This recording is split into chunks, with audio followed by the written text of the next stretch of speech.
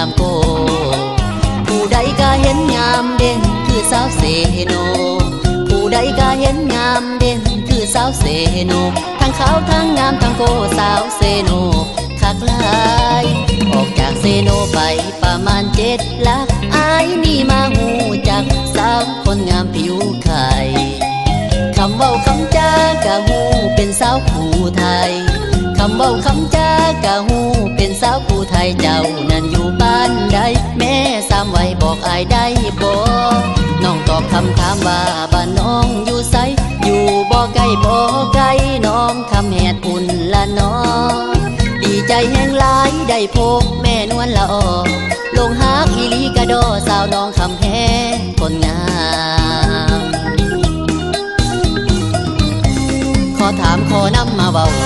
ขอถามขอนำมาเว้าผู้สาวมีสู้แล้วบ่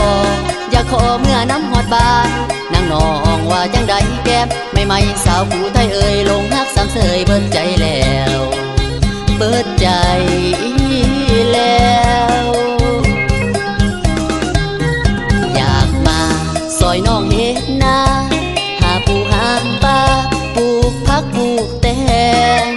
เว้าออกจากใจบ่ได้หลอกเด้อคำแพงฮักจริงบ่ได้มาแกล้งเว้าหยอกคำแพงดอกนา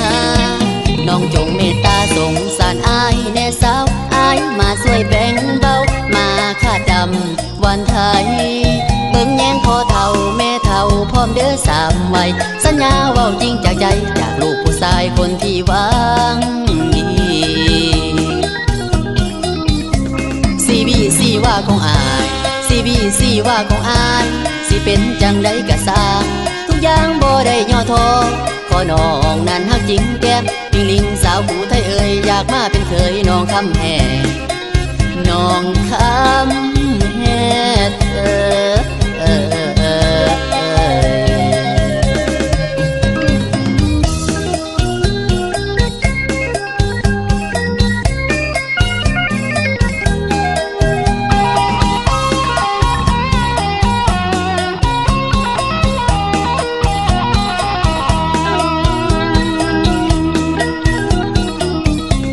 ขอถามขอนำมาเว้าขอถามขอนำมาเว้าผู้สาวมีสู้แล้วบ่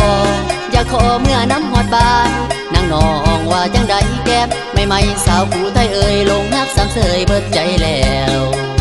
เบิดใจแล้วอยากมาซอยน้องเฮ็ดนาหาปูหาปลาปลูกผักปลูกแตงเว้าออกจากใจบ่ได้หลอกเด้อคำแพงฮักจริงบ่ได้มาแกล้งเว้าหยอกคำแพงดอกนาน้องจงเมตตาสงสารอายแน่สาวอายมาช่วยแบ่งเบามาค่าดำวันไทย